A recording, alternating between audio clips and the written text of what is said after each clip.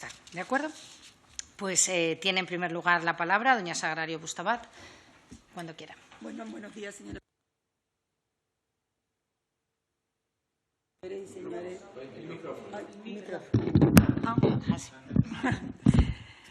Bueno, pues buenos días, señoras y señores diputados. En primer lugar, quería dar las gracias a esta comisión y a sus representantes por conceder a este espacio a la Sociedad Española de Reumatología y así poder poner sobre la mesa el debate público uno de los retos que amenazan convertirse en un problema de salud pública, como es la creciente prevalencia de las enfermedades reumáticas y la falta de especialistas de reumatología en nuestro país. Dentro de las enfermedades reumáticas tenemos, por un lado, las enfermedades musculoesqueléticas, que afectan a huesos, músculos, articulaciones, tejidos circulantes y pudiendo producir dolor, inflamación, rigidez y deformidades. En este caso tenemos aquí las artrosis, para poner un ejemplo, artrosis, la osteoporosis, la gota, pero por otro lado tenemos las enfermedades autoinmunes sistémicas que pueden afectar a cualquier sistema del organismo y a órganos vitales, como son el lupus eritematoso sistémico, la esclerodermia, el síndrome de anticuerpos antifosfolípidos, el síndrome de Sjögren. Estas son un ejemplo, porque verdaderamente existen más de 200 enfermedades reumáticas y que pueden afectar a cualquier rango de edad, desde niños hasta mayores. Ese es uno de los problemas que tenemos, que se considera que estas enfermedades son producto del envejecimiento y no es siempre así. Estas enfermedades la padecen aproximadamente el 10% de la población mundial y, aunque son relativamente comunes, son sumamente complejas y de causas desconocidas en muchas ocasiones. En nuestro país, según el estudio PISER, que es un proyecto estratégico de la Sociedad Española de Reumatología, 1 de cada 4 personas adultas tiene una enfermedad reumática, lo que supone que 11 millones de españoles la padecen. Y se espera un aumento de la prevalencia por el crecimiento del creciente envejecimiento de la población. Las enfermedades reumáticas, que son mayoritariamente crónicas, deterioran la calidad de vida de las personas afectadas. Su prevalencia se sitúa por encima de las enfermedades del pulmón y las del corazón. Y además hay que tener en cuenta que son la segunda causa de consulta en atención primaria después de las infecciones respiratorias.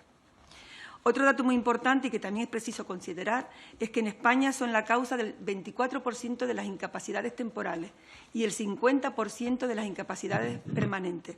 Esto convierte a la enfermedad reumática en la primera causa de incapacidad laboral permanente en nuestro país, lo cual refleja un alto impacto socioeconómico y laboral que ocasionan dichas enfermedades.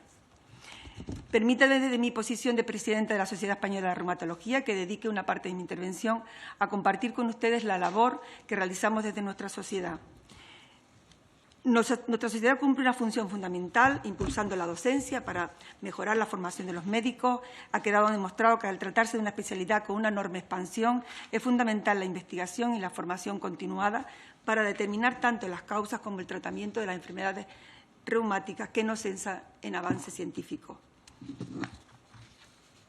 Realizamos esta actividad con el objetivo claro de poder ofrecer la mejor asistencia y calidad de vida a las personas con enfermedades reumáticas.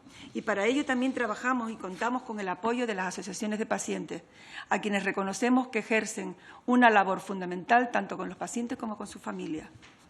Sin embargo, pese al esfuerzo que realizamos los profesionales sanitarios y las sociedades científicas, no contamos con los recursos ni con las estrategias necesarias para abordar de forma eficaz esta problemática.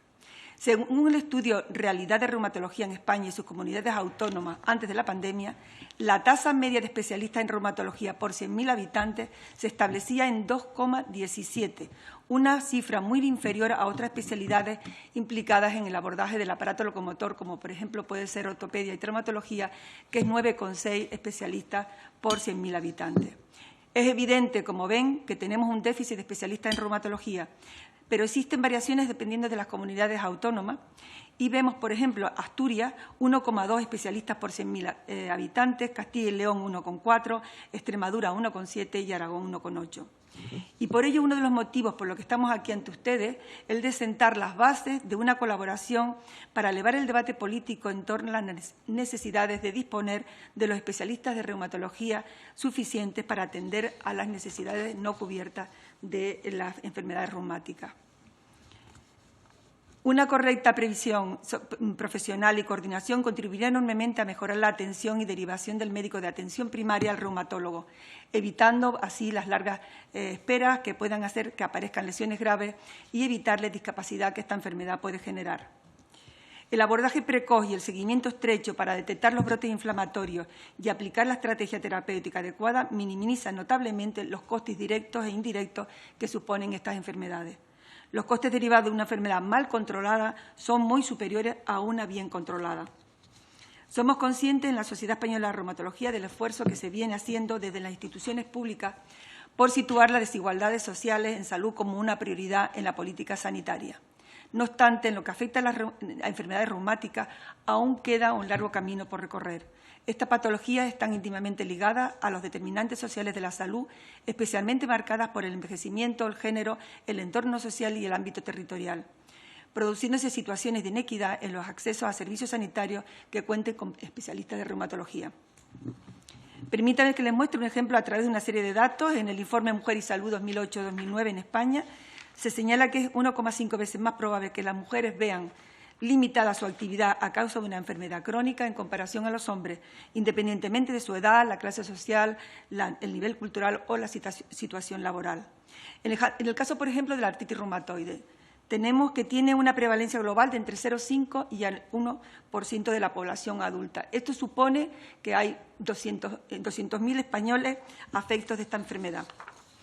Y mayoritariamente son mujeres, 3 mujeres por cada hombre. Dense cuenta que muchas mujeres son diagnosticadas de artritis reumatoide en un momento vital donde el planteamiento de formar una familia está más presente, con el impacto sobre la función sexual, reproductiva y la planificación familiar.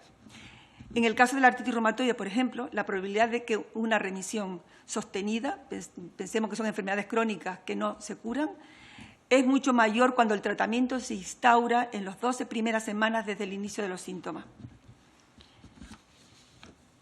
Otro ejemplo de las enfermedades que afectan más a mujeres que a hombres es la osteoporosis. Según los últimos datos de la Sociedad Española de Reumatología, se estima que en España 2,2 millones de mujeres mayores de 50 años padecen osteoporosis. Se estima que cada año se producen en España aproximadamente 7 fracturas osteoporóticas de cadera por cada 1.000 habitantes. El 74% de ellas son mujeres. Las enfermedades reumáticas, a pesar de ser las dolencias crónicas con mayor prevalencia en España, aún son grandes desconocidas para la gran mayoría de la población. Si el paciente no dispone de las nociones suficientes para tener conocimiento de su enfermedad, indudablemente todo esto va a afectar tanto al diagnóstico como al tratamiento. Y pensemos que, por ejemplo, las enfermedades autoinmunes sistémicas producen complicaciones con alta mortalidad y muchas personas lo desconocen. Nuestra función hoy aquí, como representantes de la especialidad de reumatología, es de acercaros a una realidad sobre la que no debemos seguir apartando la mirada, pues el impacto que está causando ya en los pacientes, su entorno y el consumo de recursos se puede ver agravado por el envejecimiento de la población. Las sociedades profesionales hemos entendido la importancia y necesidad de formar parte del proceso de participación pública y por ello agradecemos enormemente la acogida de esta Cámara. Asimismo, hemos tomado conciencia de la gran labor que realizan desde la Comisión de Sanidad, analizando y realizando propuestas a los órganos de Gobierno.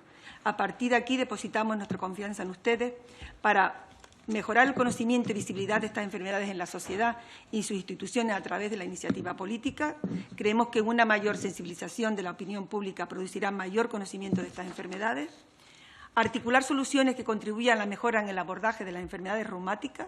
Para tal fin, nos ponemos a la disposición de la Administración Sanitaria para la actualización de la estrategia en enfermedades reumáticas y musculoesqueléticas del Sistema Nacional de Salud.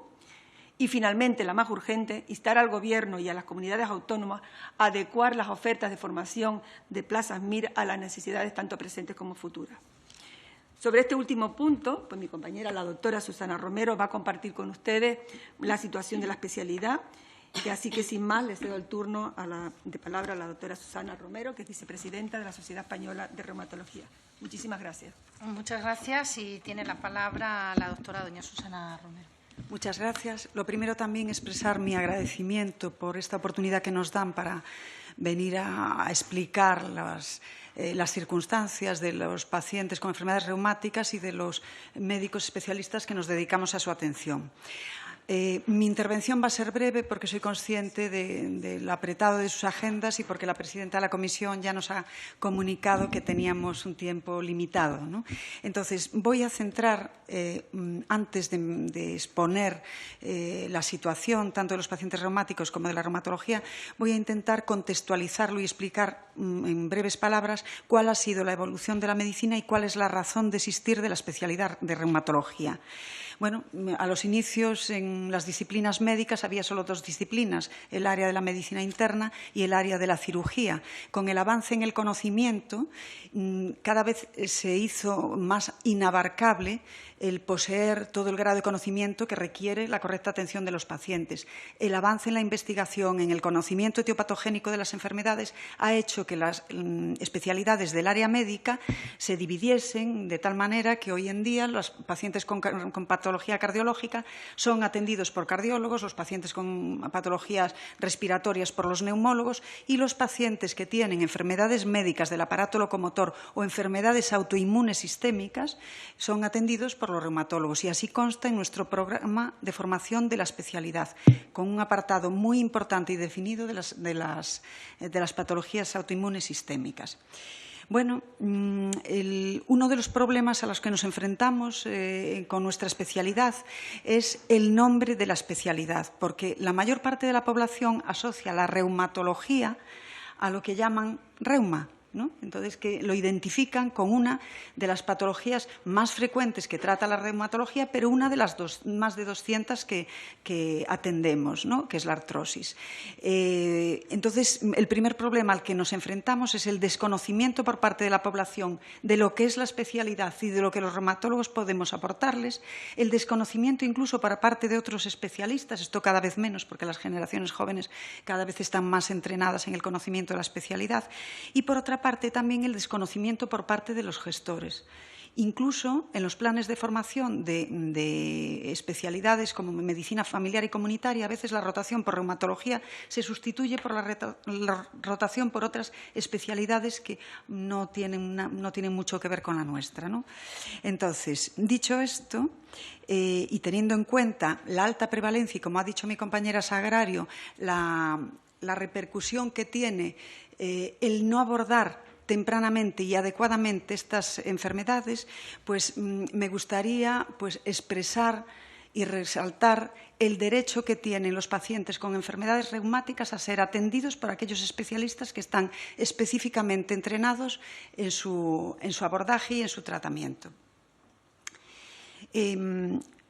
Son enfermedades crónicas, pero lo son menos si el abordaje es precoz. En el caso, por ejemplo, y esto se puede extrapolar a otras patologías de la artritis reumatoide, si nosotros cogemos al paciente antes de que se instaure el daño estructural, las erosiones, todos los daños que pueda tener son reversibles, ¿no? Entonces, un paciente que hubiera estado abocado a la discapacidad y a la cronicidad, pues puede evitarse esto. La cronicidad tiene una serie de connotaciones y es que afecta al área de la salud mental, ¿no?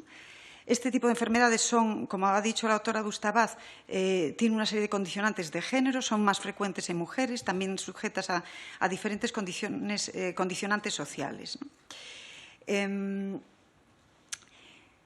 Para poder tratar a los pacientes de forma adecuada y darle lo que realmente les corresponde, en tanto que son pacientes con enfermedades reumáticas, nos enfrentamos a la realidad, y es que en la realidad hay pocos reumatólogos, hay un ratio muy escaso de reumatólogos por población, ¿no? Mucho menos que lo que recomienda la OMS.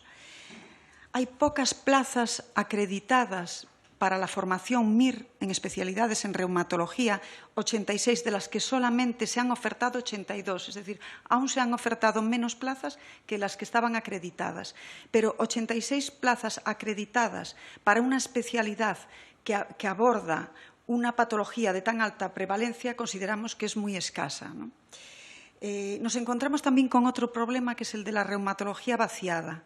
Al haber tan pocos profesionales, no contamos con profesionales suficientes para trabajar en aquellas áreas de salud pues, que están más alejadas, más despobladas. Ahí sí que se nos ofrece, podemos ofrecer una solución que después comentaré un poco más en profundidad, que es que todos ya empezamos a tener entrenamiento en la telemedicina, en la telereumatología, ¿no? Y esto, podría ser a corto plazo al menos una solución para la reumatología vaciada, ¿no? Nos encontramos también con el intrusismo, el desconocimiento de que hay una especialidad como la reumatología que está específicamente entrenada para tratar a los pacientes con dolencias reumáticas, hace que, o bien por escasez de reumatólogos o bien por desconocimiento de la propia especialidad, estos pacientes sean atendidos por especialistas de otras especialidades que a lo mejor no tienen la formación suficiente para el correcto abordaje, ¿no? Y también nos encontramos a otro problema, y es la jubilación próxima de la generación de reumatólogos baby boom. Esto quiere decir que se van a jubilar más reumatólogos que reumatólogos en formación. Entonces, esto va a crear pues, un área también de desabastecimiento, ¿no? Desabastecimiento de reumatólogos, ¿no? Yo quería resaltar el importante papel que tenemos los reumatólogos en la sostenibilidad del sistema sanitario.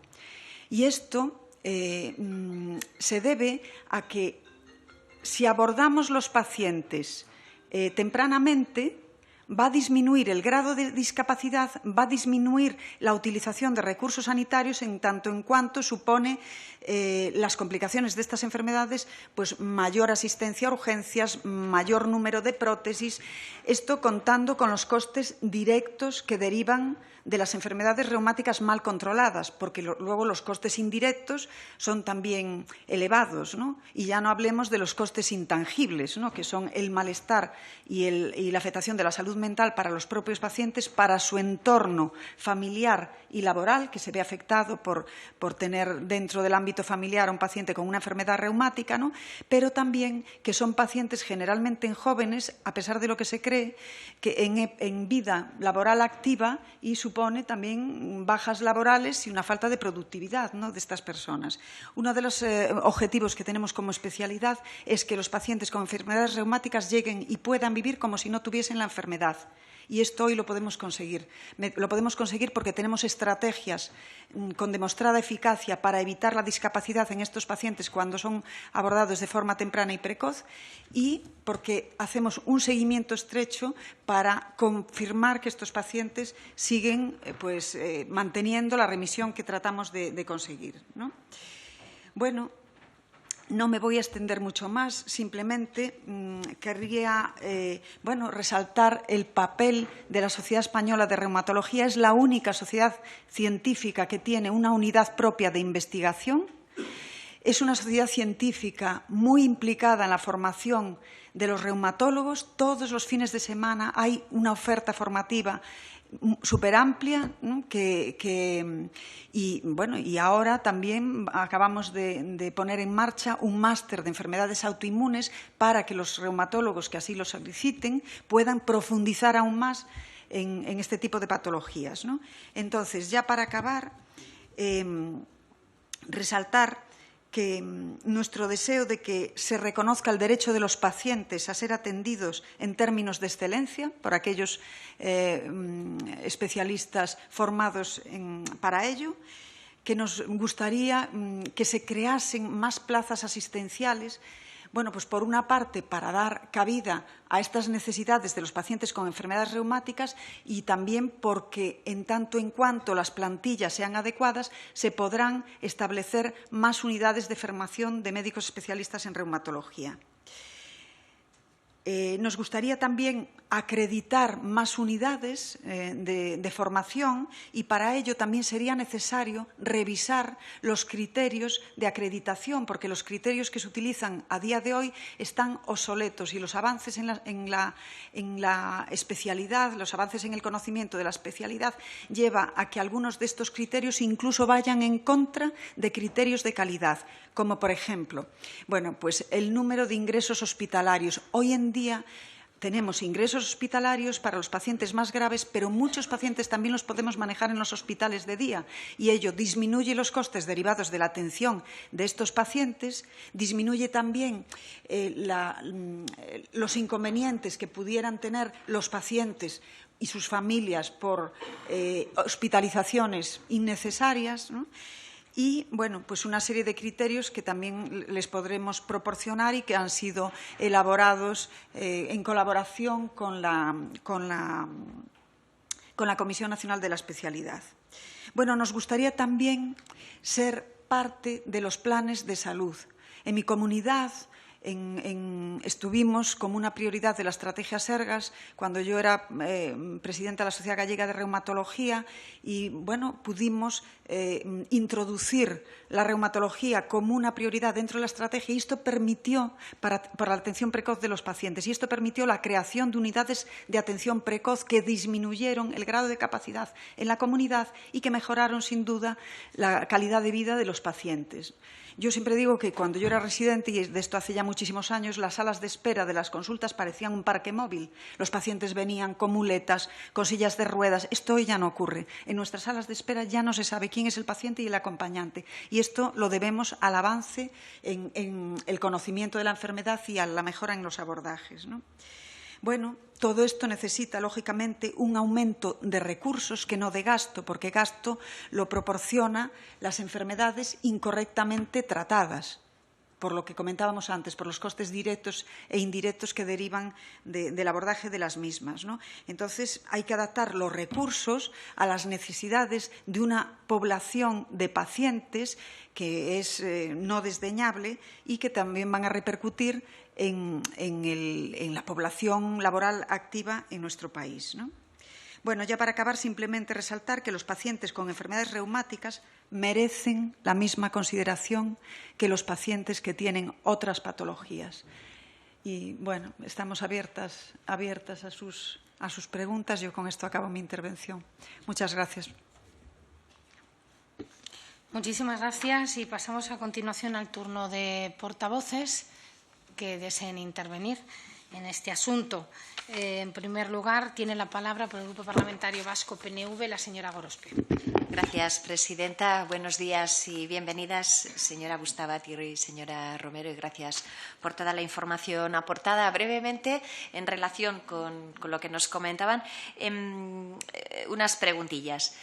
Decían que el nombre de la especialidad es en sí un problema. ¿Tienen ustedes alguna propuesta de modificación y han dado traslado de esa propuesta de modificación del nombre de la especialidad para evitar errores, interpretaciones o esos problemas que ustedes detectan? Se referían también a esos criterios de acreditación obsoletos, que usted nos ha puesto un ejemplo clarísimo.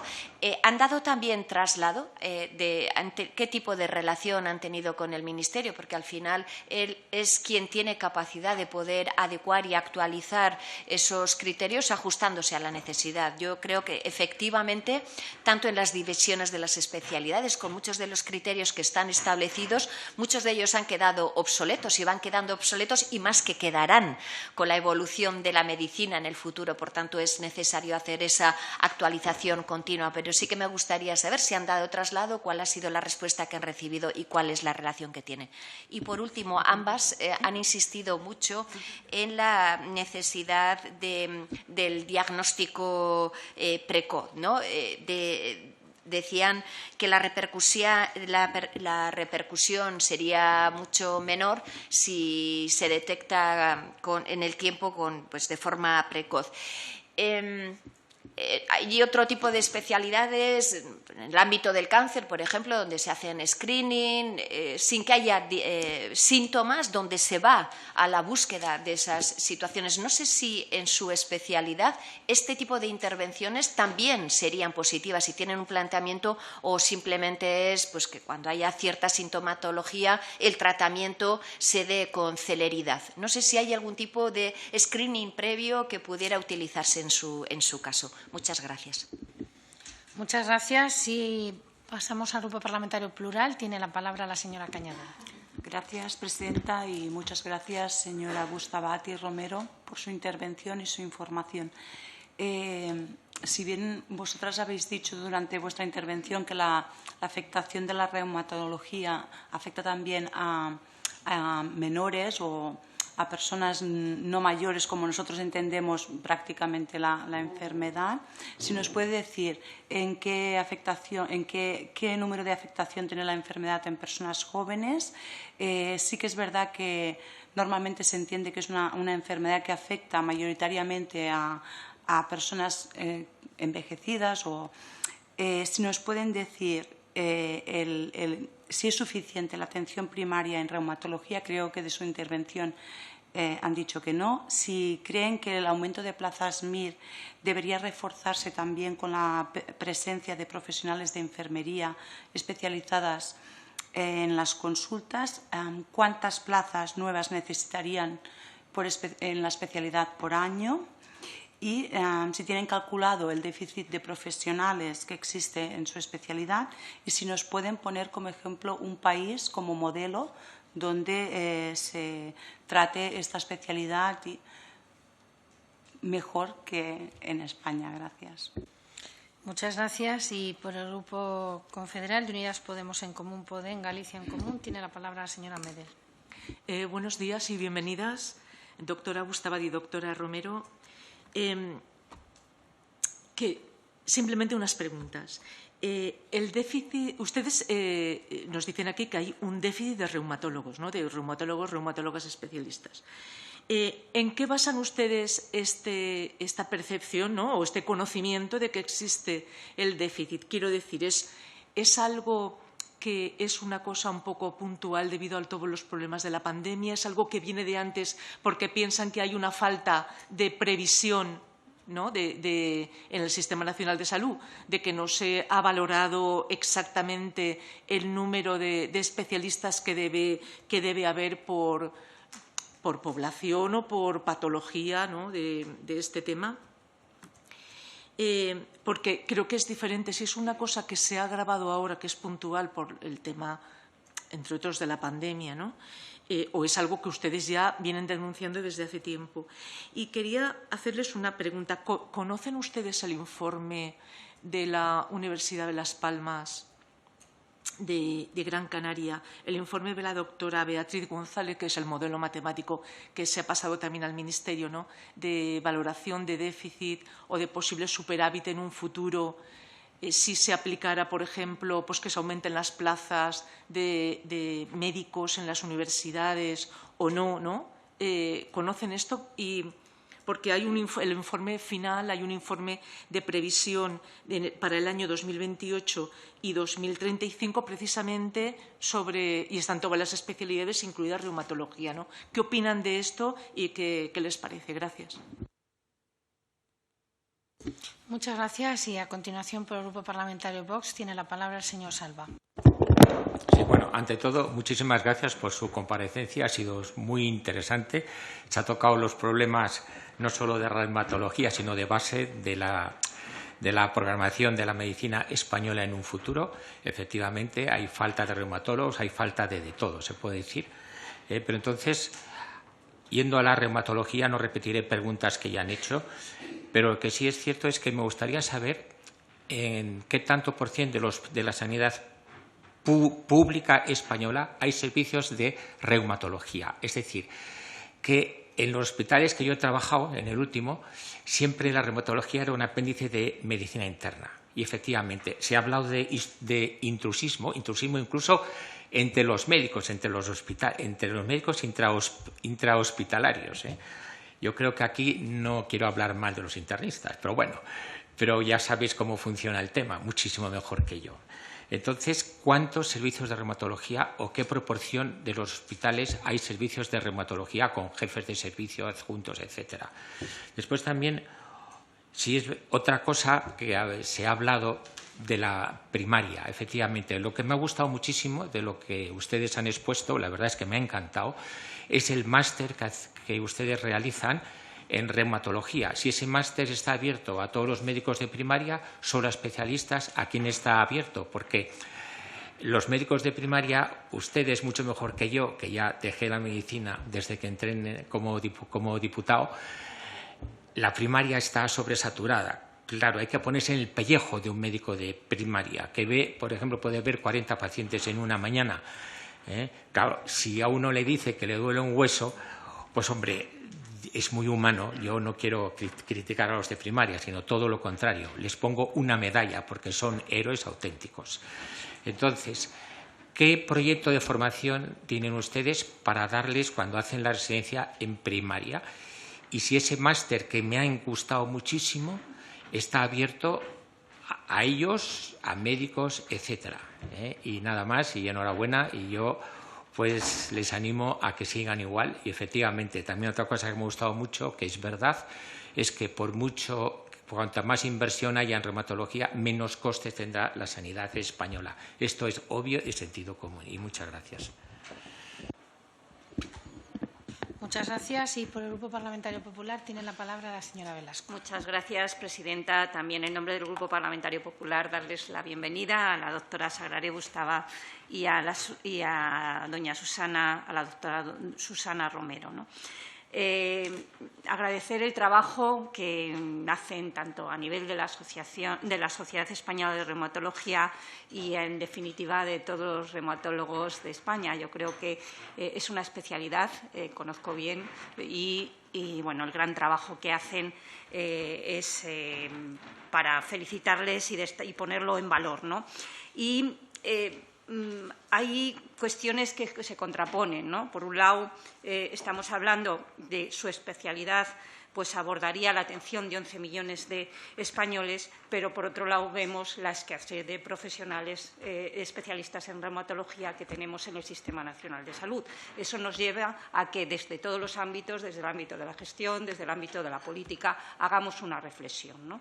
Y en esta línea, Marco, desde mi grupo parlamentario hemos propuesto al Gobierno un Plan Nacional de Recursos Humanos porque tenemos que valorar realmente cuántas especialidades tenemos, cuál debe ser la amplitud o el marco de desarrollo de determinadas especialidades y desde un ámbito pues, de diálogo, de construcción, cuál es la mejor atención y por qué profesionales se tienen que atender los pacientes. Y lo que hemos vivido pues, ha sido prácticamente un poco lo contrario, ¿no? Una guerra de espacios entre unas especialidades y otras, que eso ha hecho flaco favor a lo que es el desarrollo y la mejor atención a los pacientes, ¿no? El impacto, todo el impacto del consumo de recursos, en fin, todo lo que nos han indicado y además con la documentación pues nos ayuda a entender mejor su trabajo. Y, desde luego, yo le plantearía una pregunta. ¿Considera que el modelo de organización que tenemos, por ejemplo, estamos hablando de 11 millones en el ámbito de las enfermedades reumáticas, pero estamos hablando de un importante número de personas que en el ámbito de la osteoporosis? Hay algunos compañeros que nos han trasladado pues, el implantar en el modelo organizativo unidades de atención a la osteoporosis, igual que hemos tenido la unidad de cadera o unidad de fractura de cadera, mejor dicho, con indicadores que se miden en prácticamente todos los hospitales. En fin, ¿cómo valora el cambiar el modelo organizativo para dar una mejor respuesta, ¿no? Y lo gordo, ¿no? La necesidad o la oferta de más plazas. La verdad es que yo, haciendo una valoración de cómo han ido aumentando sus plazas, pues hombre, 86 son las que tenemos acreditadas, pero 82 son las que ofertamos, 6 más que respecto a la convocatoria anterior. Pero es que con respecto a la convocatoria anterior solo hemos incrementado en una, ¿no? Esto, como muy bien decían, difícilmente va a dar cobertura a las próximas jubilaciones del baby boom, ¿no? Entonces, por eso consideramos que es una de las cuestiones que, tanto desde el ámbito del entendimiento entre todas las sociedades científicas y el ámbito de trabajo, porque podemos elaborar muchos planes de recursos humanos o estudios, pero al final tenemos que ser realistas y, sobre todo, tiene que partir de un entendimiento entre todas las sociedades científicas para decir cuál es nuestro ámbito de actuación, ¿no? Hay una cuestión que, porque si no nos topamos con el intrusismo. Hay en muchos centros sanitarios, si valoramos los 82 plazas que tenemos, eso significa que hay en muchos sitios que no tenemos acreditadas unidades de formación suficiente, con lo cual una de las cuestiones que tendremos que decir es cuántas unidades docentes necesitamos más acreditar o cuántas plazas más. Y luego eso lo que lleva de formación de tutores, acreditar tutores y, sobre todo, que los circuitos de formación pues pasen realmente por la especialidad al cual hay que formarla, ¿no? Yo, en este sentido, considero que hay que actualizar el programa formativo de la especialidad. Tenemos una decadencia con respecto a toda la innovación y el área de investigación científica que tienen y que, además, les felicito por ella. Entonces, hay que actualizar también el programa de la especialidad. Y comparto que participen en los planes de salud. Desde luego, ahí tiene que haber una verdadera coordinación con atención primaria para que, al final, ¿cuál es el resultado? Una atención lo más precoz posible a ese diagnóstico, ¿no? Y con respecto a la derivación al reumatólogo, o sea, muchas veces los circuitos de derivación pues los tenemos que tener claros, de ahí un poco la coordinación desde todos los ámbitos de la gestión, no solo a nivel autonómico, sino también a nivel local de los centros sanitarios, para muchas veces las derivaciones en función de los días de derivación, así derivamos a otro día o a otras especialidades. Sí, por supuesto, agradecerles el trabajo, que tienen a este grupo parlamentario para ayudarles en lo que consideren, y, desde luego, ahí necesitamos una verdadera planificación de los recursos humanos con arreglo a dar más rapidez al tratamiento y diagnóstico de los pacientes, que son elevados. Muchas gracias. Muchas gracias. Y, a continuación, por el Grupo Parlamentario Socialista, tiene la palabra el señor Zamarrón. Muchas gracias, señora presidenta. Vaya por Dios.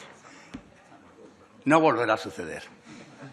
Muchas gracias por su presencia, señoras y compañeras. Y no tengo nada más que agradecerles por la franqueza de lo que ustedes plantean y decirles que asumo todo lo que dicen. No les voy a preguntar nada, porque podríamos preguntar tantas cosas tan importantes. No, yo asumo lo que han dicho. Miren, el déficit de médicos en distintas especialidades corresponde relacionado a la oferta de MIR. Esto ha evolucionado. En el Gobierno del presidente Zapatero, hasta un 20% se ha incrementado respecto al inicio de su mandato. Durante el presidente Rajoy, no me meto en análisis de nada, simplemente narro, se produjo un persistente y progresivo descenso del número de plazas, más llamativo cuando se establece comparación entre el número de titulados egresados en las facultades y el número de plazas ofertadas. Tras ese periodo de 2011 a 2018, en el Gobierno del presidente Sánchez se ha producido notable creación de nuevas plazas, progresiva a lo largo de los años, siempre en número notablemente superior al de médicos egresados en las facultades. Si en la convocatoria 18-19 fueron 6.797, la última han sido de 8.550. El número de plazas de la subespecialidad, 82, ya lo han dicho. También la distribución que se da verdaderamente llamativa en las diversas regiones. Todo eso está, además, no solo con lo han dicho, sino en el trabajo que mi compañera de Unidas Podemos ha expresado de alta utilidad de estas investigadoras canarias. Por lo tanto, realmente, teniendo en cuenta, además, que hace falta que se produzcan más médicos, el Gobierno también ha instado y está estudiando en los Ministerios de Sanidad y universidades incrementar el número de plazas de primero de medicina. Y ya los presupuestos generales del Estado contemplan para esto 50 millones de euros. Podrá decirse y deberá criticarse la acción de Gobierno y el plan de Gobierno. Lo que no podrá decirse ahora es que no existe plan y provisión de Gobierno. En este sentido, yo quisiera hacer dos consideraciones para posicionarme. Una ideológica, y no la voy a hacer con mis palabras. La voy a hacer con las palabras de Remedios Zafra, publicada en la prensa, investigadora y filósofa del Centro Superior de Investigaciones Científicas y enferma. Bien, es verdad que esta señora habla impresionada por el cambio de su zona y asistencia en Andalucía a Madrid, donde tiene que estar por trabajar en este lugar. Y dice en el final, la demografía y los datos lo indican. En breve seremos tantos los enfermos y los ancianos que necesitamos una sanidad pública fuerte. No se trata de una medida concreta, se trata de construir una política que cuide los cuidados y la sanidad, que nos permita vivir y ser. Se trata de dejar de normalizar lo intolerable, la salud como negocio. Y una consideración de mi historia personal y en relación a lo que ustedes son y representan. Mucho tiempo ha pasado desde mi lectura del Tratado de Reumatología del profesor Querol, que puede considerarse un padre de la especialidad en nosotros. Curiosamente, fue una sobrina suya, residenta mía, compañera de ustedes, Isabel Rotés. Pero les diré que es necesario que, habiendo habido una modificación categorial, puesto que ahora ya es especialidad y en aquellos tiempos no existía, obliga a preocuparse por una siempre mejorable administración de la cosa pública y prudente humildad, escuchando a aquellos que atienden a las personas enfermas. Y la sanidad está transferida, corresponde a las comunidades autónomas y al Gobierno en conjunto y en los órganos de participación para ellos creados, elaborar esto atendiéndoles a ustedes y a todos los que haya que atender, representantes de la sociedad civil y representantes de la sanidad y de la sanidad pública. Muchísimas gracias. Y perdón porque me he extendido. Muchísimas gracias. Y concluido el turno de los portavoces, ahora tienen un tiempo para poder responder. Con lo cual se reparten y le doy la palabra en primer lugar a la doctora Romero. Siguiendo el orden de las preguntas, las cuales agradezco a todos los grupos parlamentarios, a propósito del nombre de la reumatología y la propuesta de si tendríamos que cambiar el nombre, yo creo que no tendríamos que cambiar el nombre de la especialidad. Lo que tendríamos que dar a conocer el contenido de ese nombre, ¿no? Entonces, creo que hay una labor importante por hacer con la población, con campañas de divulgación entre los gestores, entre los, bueno, el mundo político, ¿no? Y para realmente dar a conocer una especialidad que por joven es una gran desconocida. Entonces yo no le cambiaría el nombre, me encanta el nombre de mi especialidad. Sí. Y con respecto a la siguiente pregunta, ¿no? Era, bueno, los criterios para acreditación, para la acreditación para la formación de médicos especialistas residentes en reumatología, son ya muy antiguos. He puesto antes el ejemplo de la hospitalización, ¿no? La hospitalización indebida aumenta el consumo de recursos, aumenta la incomodidad para los pacientes, pero también es cierto que nuestra especialidad ha sufrido un avance en los últimos años, de tal manera que utilizamos cada vez más técnicas diagnósticas de ecografía, capilaroscopia, biopsias sinoviales. Bueno, deben recogerse en toda su amplitud todo lo que es la cartera de servicios que ofrece la especialidad, ¿no? para formar realmente de forma correcta a los médicos internos, ¿no? Hay que decir que nosotros solicitamos más centros de acreditación, pero teniendo muy en cuenta que esos centros de acreditación la han de ofrecer con calidad.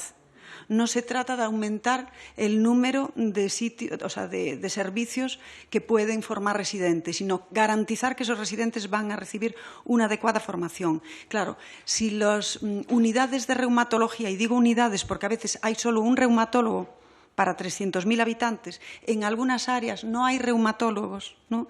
Para una población importante, bueno, pues ahí, claro, en las unidades que son pequeñas nunca van a poder ofrecer un aprendizaje de calidad, ni tampoco una asistencia de calidad al tremendo número de pacientes reumáticos que tenemos en el país, ¿no? Entonces, bueno, la Sociedad Española de Reumatología y la Comisión Nacional de la Especialidad han presentado, lo tienen en el Ministerio, me consta que el borrador disponen de ello y, bueno, solo es cuestión de echarlo a andar, ¿no? Y tal vez revisarlo conforme a los últimos avances. Con respecto a lo que se comentaba también el trabajo con otras especialidades, ¿no? Hay que decir que la reumatología tiene una alta tradición en el trabajo multidisciplinar. con otras especialidades. Por todo el país hay unidades de reuma oftalmología, de reuma neumología, de reuma digestivo, de reuma pediátrica. Sí, oftalmología lo hemos dicho, sí. Y casi todos los servicios tienen consulta de enfermería especializada en reumatología, que es otra cosa que nos gustaría también que hubiese una acreditación específica para las enfermeras de reumatología, porque la enfermería de reumatología no se aprende de un día para otro, ¿no? O sea, requiere un entrenamiento. Y a veces, pues bueno, vemos que hay un recambio demasiado rápido de enfermeras que no, bueno, pues que igual que no tienen el tiempo suficiente para formarse y ejercer su labor, ¿no? Ahora me parece que contestabas tú, ¿no? ¿O no? Vale, pues continúe la siguiente compareciente. Vamos por orden de las preguntas, ¿no? Sí, más o menos, sí. Bueno, yo me iba a centrar en lo que es atención primaria, que era una de las preguntas que yo creo que ha surgido por varios de ustedes. Bueno, como ya ha dicho la doctora Susana Romero, somos una especialidad que se podría decir relativamente joven, si la comparamos, por ejemplo, con la traumatología. Entonces, ¿qué sucede? En atención primaria, la idea era siempre, y además nosotros éramos una especialidad cuando se empezó hospitalaria fundamentalmente y no salía a los centros de atención especializada. Entonces, eso lo que hacía era un poco que todos los pacientes que tenían cualquier patología del aparato locomotor, no solamente fueran fracturas o dolor, eran enviadas al traumatólogo. Esto en los últimos años pues, ha cambiado muchísimo. Tenemos una relación muy estrecha con atención primaria, hacemos protocolos conjuntos, tenemos consultas virtuales, tenemos incluso dentro de la Sociedad Española de Reumatología cursos para atención primaria en que participan reumatólogos y médicos de atención primaria, y eso lo que hace es que se produzca pues, lo que nosotros deseamos, que es la detección precoz de las enfermedades reumáticas. Si el paciente va al médico de atención primaria y sabe exactamente el trabajo que nosotros hacemos, la comunicación con nosotros, las enfermedades que tratamos, ellos nos van a derivar a esos pacientes lo más precoz posible. Entonces, todo esto ha facilitado, y les digo que ha sido en los últimos años algo que ha cambiado mucho para nuestra especialidad, esa relación que tenemos con atención primaria. Porque ahora el reumatólogo no está dentro del hospital en sí, sino también sale fuera. Pero claro, tenemos ese déficit de reumatólogos. Lo que comentaba de que si ese déficit es algo puntual del momento de la pandemia, no, viene de atrás. Pensemos que los cálculos que hemos hecho es que en 15 años tendremos un déficit de un 40% de reumatólogos. Entonces, eso es una cifra bastante importante. Es decir, que tenemos que tener una previsión y ya no es una cosa de decir, bueno, vamos a ir estudiando, sino que tenemos que hacer una previsión porque nos podemos encontrar con mucha falta de reumatólogos. Antes comentaba lo del déficit de reumatólogos que hay en la tasa media nacional, que es de 2,17, pero también decía que hay sitios que es de 1,2.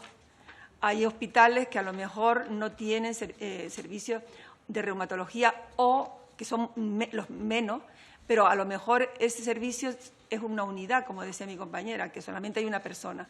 Una persona con una patología, un médico, un reumatólogo, con una patología tan prevalente no puede dar avío con todas esas enfermedades. Entonces, ahí es donde nosotros queremos y donde queremos luchar porque verdaderamente nos ayuden a poder conseguir en que se creen más plazas de reumatólogos. Luego, otra pregunta es en cuanto a los niños, porque siempre la idea es que, bueno, pues las enfermedades reumáticas solamente dan a personas mayores. Bueno, esto es producto del envejecimiento y no. Las enfermedades reumáticas serán exactamente las mismas en el adulto que en el niño, salvo indudablemente las del envejecimiento. Pero el resto, el lúpus eritematoso sistémico, la artritis idiopática juvenil, todas ellas se dan exactamente igual, Sjögren, se da síndrome anticuerpo-antifosfolípido, se dan exactamente igual en el niño. ¿Qué problema hay cuando es en la infancia? Bueno, pues que el niño está en pleno desarrollo. Si no cogemos a ese niño y lo tratamos a tiempo y de forma precoz, pero también nosotros trabajamos con pediatría, pues ese niño va a tener problemas en su desarrollo, tanto desde el punto de vista pues, osteoporosis, menor crecimiento.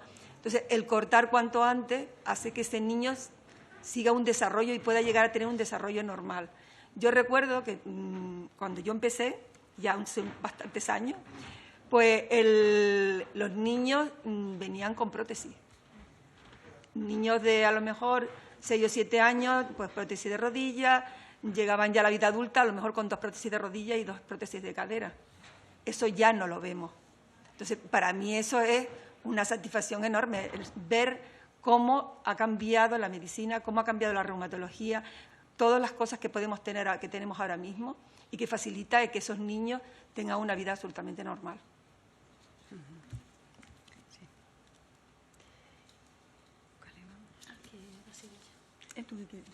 Sí.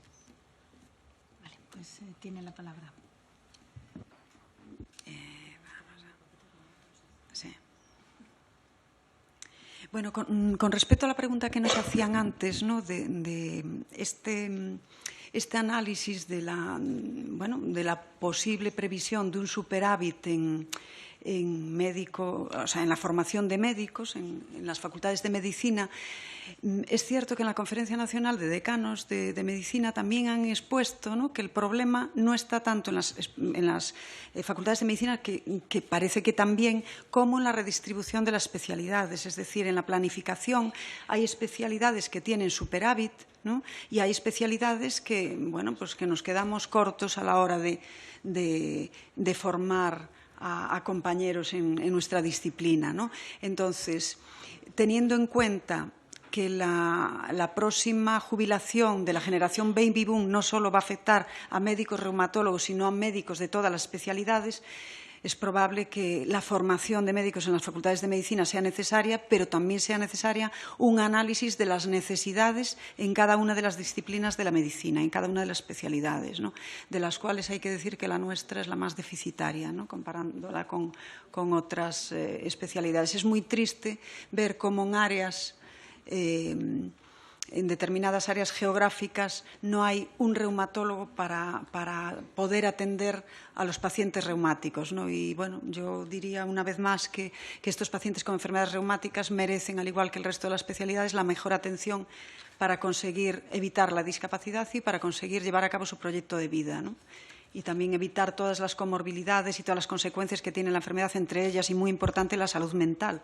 Porque los pacientes con enfermedades reumáticas ven alterada su salud mental no solo de forma reactiva porque tienen una enfermedad y eso les deprime, es que las mismas citoquinas, las mismas moléculas que inflaman las articulaciones y que inflaman los órganos, porque no olvidamos que nuestra especialidad es una especialidad sistémica, no solamente afecta a las articulaciones, afecta al pulmón, al corazón, a los riñones, a los ojos, potencialmente. Si las abordamos correctamente, todos estos riesgos se minimizan. Y tampoco hay que olvidar que las enfermedades reumáticas inflamatorias, cuando están activas, suponen un factor de riesgo cardiovascular independiente a los tradicionales, solo por tener la inflamación, ¿no?